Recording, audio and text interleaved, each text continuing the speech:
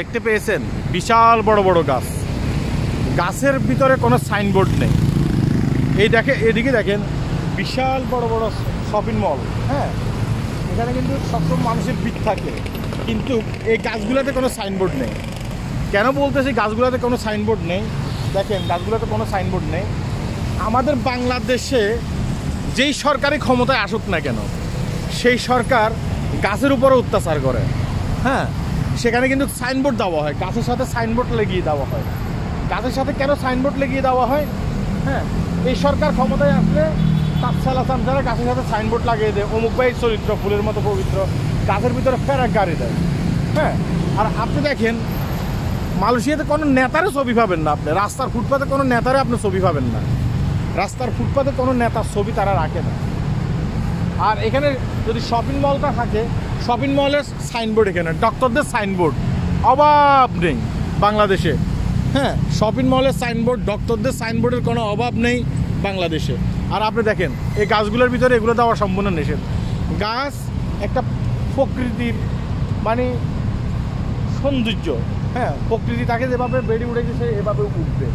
গাছের ভিতরে কেন আপনি ফেরাক মারতে যাবেন? গাছের ভিতরে কেন আপনি সাইনবোর্ড মারতে যাবেন? হ্যাঁ, দেখেন কত সুন্দর সুন্দর। তাই গাছের ভিতরে কখনো ফেরাক মারার চেষ্টা করবেন না, এটা পরিবেশের জন্য খুবই হুমকি।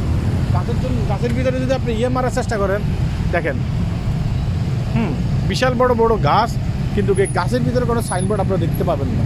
দেখতে পেয়েছেন? হ্যাঁ, আপনার সাইনবোর্ড দেওয়ার জন্য আশপাশে কিন্তু আছে। এই দেখেন সাইনবোর্ড কোথায় দেওয়া হয়েছে। সাইনবোর্ড দেওয়ার জন্য বিভিন্ন কৃত্রিমভাবে ফিলারগুলো করা হয়েছে, এখানে আপনি সাইনবোর্ড দেবেন। গাছের ভিতরে কেন আপনি সাইনবোর্ড দিতে যাবেন? গাছের ভিতরে তো সাইনবোর্ড দিতে গেলে দেখা গেছে গাছটা মারা যাবে। হ্যাঁ, পরিবেশ কিন্তু হুমকির মুখে পড়বে। তারা কিন্তু এগুলো অনেক ক্ষেত্রে বিবেচনায় রাখে, তাই তাদের দেশটা অনেক সুন্দর। দেখেন ওইদিকে দেখেন, হ্যাঁ সব জায়গায় তারা কিন্তু গাছ লাগিয়েছে। তারা মনে করে যে গাছ লাগানোর উপরে আর কিছুই নেই। হ্যাঁ, তারা কিন্তু গাছের প্রতি অনেক যত্ন দেয়। এই কারণে দেখা গেছে কি বাংলাদেশ থেকে অনেকটাকে কি আপনার লোক নিয়ে আসে।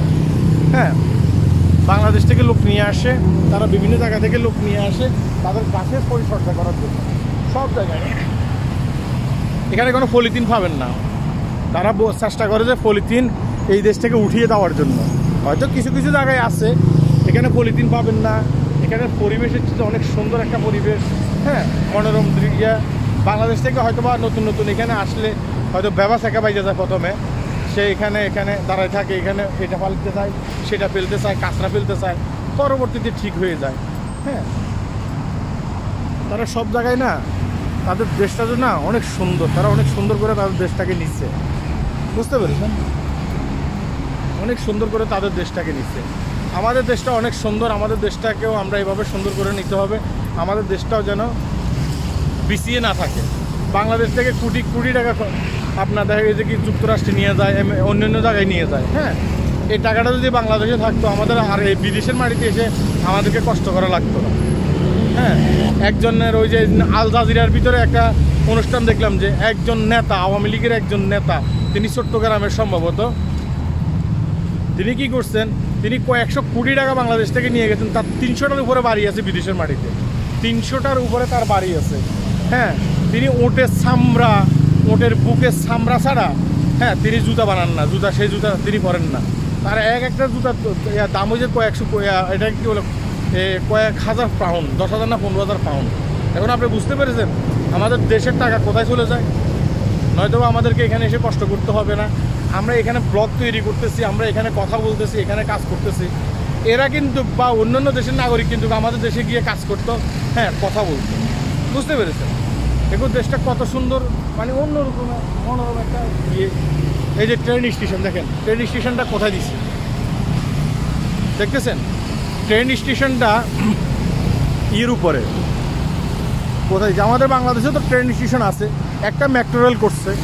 হ্যাঁ, জানা গেছে কি যে টাকাগুলো বিদেশের মাটিতে পাচার হয়ে গেছে, সেই টাকাগুলো দিয়া 600-র উপরে মেট্রো রেল করা যেত আমাদের বাংলাদেশে, 600-র উপরে মেট্রো রেল করা যেত। কিন্তু কী হয়েছে, দুর্ভাগ্যের বিষয় হচ্ছে আমাদের নেতা নেত্রীরাই টাকা চুরি করে। হ্যাঁ, এই যে ট্রেনটা যাচ্ছে দেখেন, আমি দৃশ্যটা দেখাচ্ছি। ট্রেনটা যাচ্ছে দেখেন, নিচে ইয়ে থেকে বের হয়েছে ট্রেনটা চলে যাচ্ছে, দেখতে পেয়েছেন? দেখেন ট্রেনটা চলে যাচ্ছে। আমি ওই ধরনের কোনো ব্লগার নয়, আমার সামনে যেটা আসে আমি সেটাই তুলে ধরার চেষ্টা করতেছি। আর একটা ট্রেন আসতেছে, এই ট্রেনটা এখন এই যে আপনার ইয়েতে যাবে, স্টেশনে যাবে, এখানে দাঁড়াবে, স্লো হয়ে গেছে। সবচেয়ে মজার বিষয় হচ্ছে এই ট্রেনের ভিতরে কোনো ধরনের ড্রাইভার নেই। হ্যাঁ, সে এখন এখানে যাবে। এই ট্রেনটার ভিতরে কোনো ধরনের ড্রাইভার নেই, বুঝতে পেরেছেন? এই ট্রেনটার ভিতরে কোনো ধরনের ড্রাইভার নাই। তো আমার দেশটা অনেক সুন্দর, আমাদের দেশটাকেও আমরা সুন্দর করে নিতে হবে। সবাই ভালো থাকবেন। ভিডিওটি এখানে শেষ করছি। আল্লাহ হাফেজ।